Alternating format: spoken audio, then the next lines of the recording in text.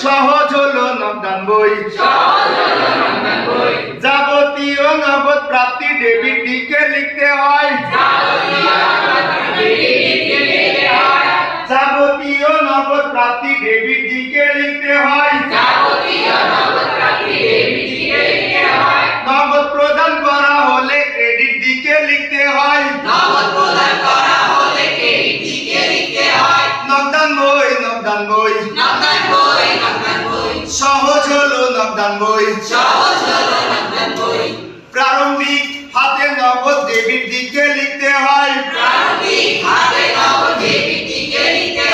প্রারম্ভিক ব্যাংক জমা ডেবিট দিকে লিখতে হয় নগদান বইতে লিখতে হয় চেক পাওয়া গেলে ডেবিট দিকে লিখতে হয় চেক প্রদান হলে ক্রেডিট দিকে লিখতে হয়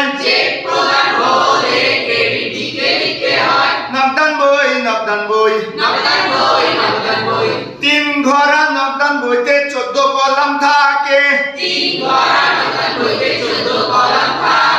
2 ঘরা নগদান বইতে 12 কলাম থাকে 1 ঘরা নগদান বইতে 10টি